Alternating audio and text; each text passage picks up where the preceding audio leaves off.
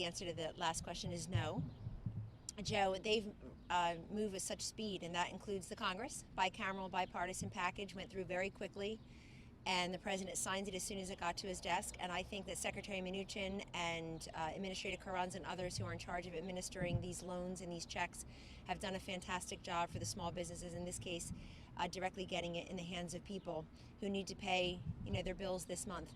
So the speed has been remarkable. I think the most important part of that check is the $1,200, or if you're a family of four, the $3,400. Kellyanne, can you clarify, the President's Council on Reopening the Country, how is that going to work? The President listed off a long list of names yesterday, but how will they work? How will they meet? How will they make recommendations to the President? And is there any thought to diversifying that council beyond what was predominantly a group of very wealthy white men, not exactly those who are the poorest?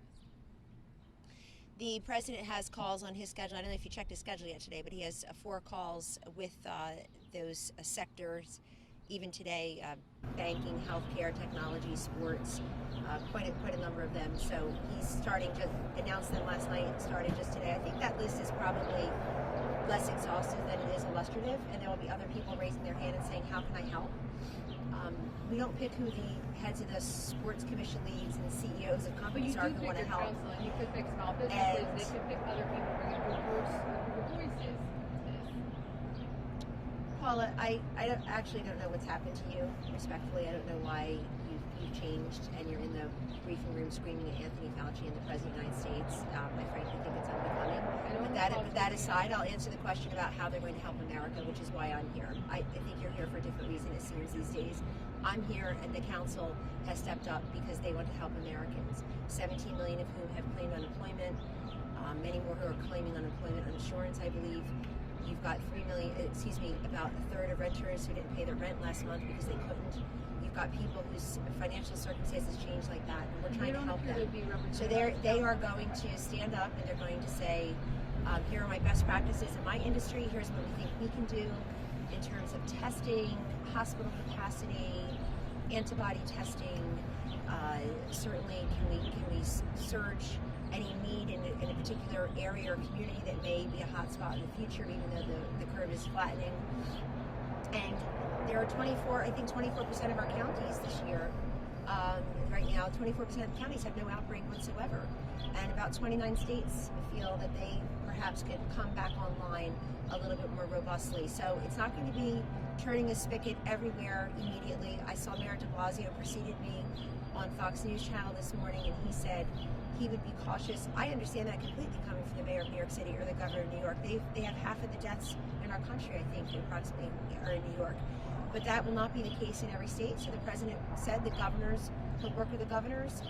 They'll have the final say as to some of the plans. Some of them are working regionally, but the best positioned person to restart the Trump economy is the person who got the Trump economy going, and that's Donald Trump. So we're very glad the private sector has stepped up for everything from donating supplies to working food banks to converting their parking lots to testing sites and field hospitals to converting their manufacturing plants to make ventilators and face shields and to provide PPE and send their airplanes abroad to bring back critical medical supplies, and now stepping up and saying, how can I help?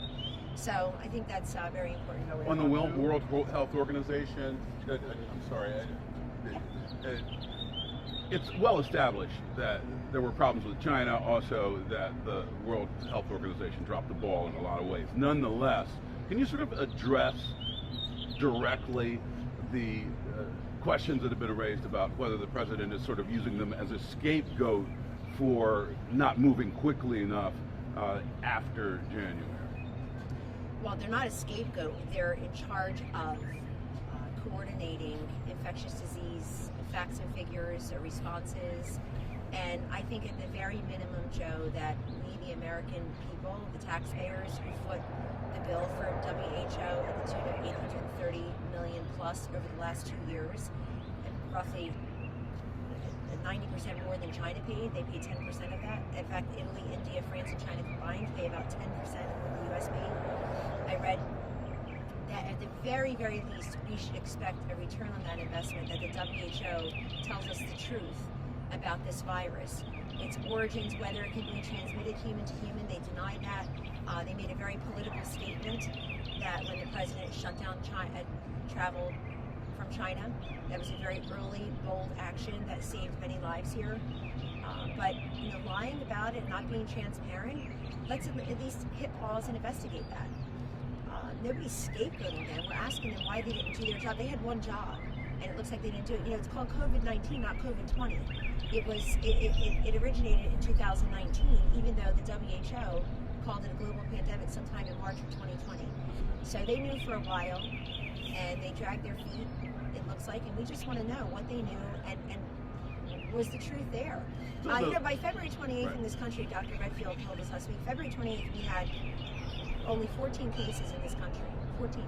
They all originated, some had some connection, traveled to China, and there were only 2 human-to-human transmissions, and those were spouses. I think there was one couple. But the president was all on board with China around January 24th or so when he put up that tweet. Those are for trade deals. You're talking about the trade deal? No. Follow up, he said, Kellyanne, he said on January 24th, he said the president said the United States greatly appreciates China's efforts and its transparency. Why in January was the president praising China's transparency? Because we figured that we were getting transparent and factual information, and the WHO has responsibility in that too.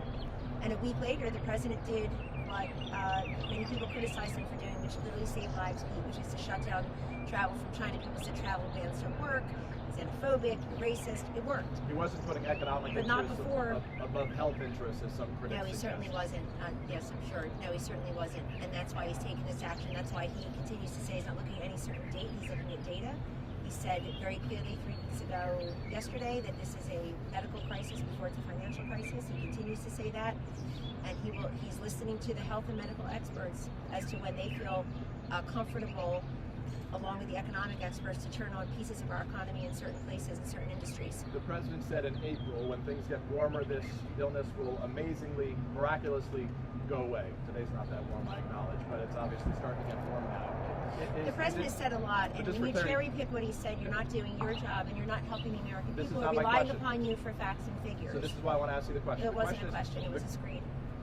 I don't even have a microphone on, so I can't provide a screen. I'm asking you to answer the question. The simple question is, what do you say to Americans who are hopeful that when warm weather comes, like in April, this will disappear? Will warm weather dissipate this virus? I'd say to Americans they should be thrilled that the President of the United States and his entire government, and now the private sector, and working with the governors, and the Congress, have given this urgent, immediate response, very robust response, unprecedented response really, for an unprecedented virus in this country, in this century, to secure the homeland, to make sure that people have access to ventilators, to critical care. The governor of New York said he needed 40,000 ventilators. He got 10% of that, and we're told it was adequate. And now, thank God, the curve is flattening there. Let's hope that's true. The hospitalizations are down. We provided the comfort in the Mercy ships. We converted the Javits and other hotels to hospitals. We have 25,000 National Guard deployed. That should make Americans very happy that at the very early stages, the president had the pharmaceutical labs in here to talk about therapeutics and a vaccine. And how long would that take? So we're on it, but the WHO was not. And frankly, others were not. And so I'm not a doctor, so I'm not going to talk about how the virus disappears this way or that way, but having a vaccine, having therapeutics, mitigating the damage, asking Americans to do what Americans have done by and large, which is stay 6 feet apart, wear face cloths or other coverings, masks, stay at home where you've gotten that order from your own state government, and people are complying with that, and that has saved lives and saved a lot of heartache. There's already so much heartache and damage and loss in this country, and we're grief-stricken for all of that. But this president and his health team have worked around the clock, and I think people see that. And he's been available to you every day, very transparent, very accountable. Anything else? I've just read Dr. Redfield said this morning that he doesn't think now is the right time for defunding or pausing funding for the WHO.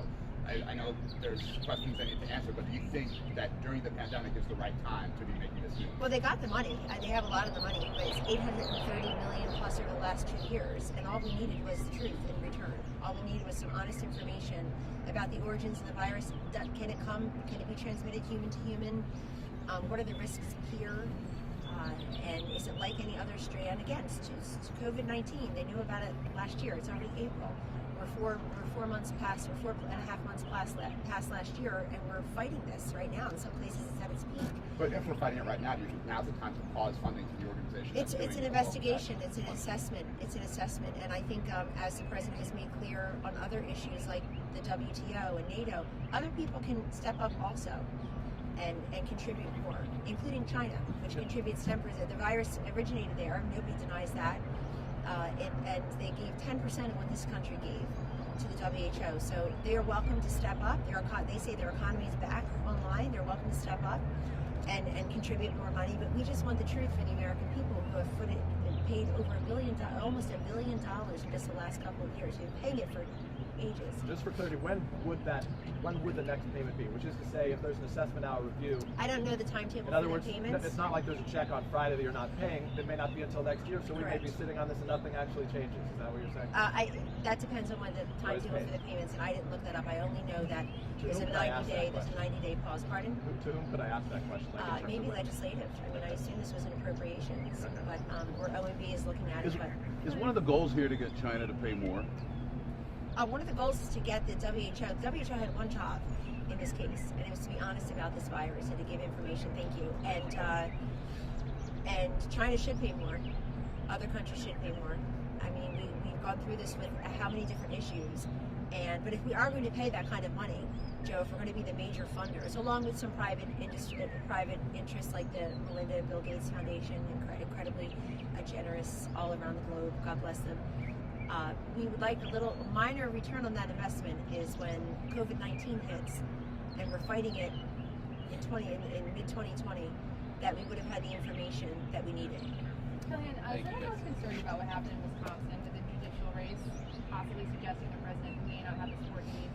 No, there was a competitive primary because Biden and Bernie were still fighting it out. So there was a lot of turnout there, a lot of excitement on the Democratic side. Obviously, the president doesn't have an opponent, even though for some reason you guys gave a lot of coverage to the half of percenters combined and some of their consultants. But there was a high turnout there, and I think that candidates, I guess these are two judicial candidates, they have to run their own races. But obviously the president didn't go to Wisconsin, wasn't there campaigning for the judicial, and I think sent out a tweet.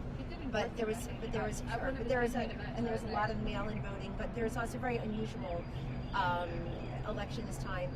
But the critical part of it, as I understand from what I hear, and I'm not focused here on politics, so I like to say I'm not talking about Biden and Bernie, I'm talking about ventilators and vaccines these days, but there was a competitive primary for president. It was the last stand for a lot of those Bernie voters to come out and say they're not happy with the Obama-Biden wing of the party and the legacy that was left behind. They never thought they went far enough, and I guess don't think that they'll go far enough. Again, it was good to see President Obama out yesterday, though, 1 whole year after his vice president announced he would be running for president to come out. I think Biden deserved better treatment. He got much better treatment from the current president, my boss, and our president, Donald Trump, when he called looking for the president. This president took his call to shame the president. He served for 8 years, didn't take his call for a year. Antibodies. Has anybody at the White House gotten antibody testing, including the president? I don't know that.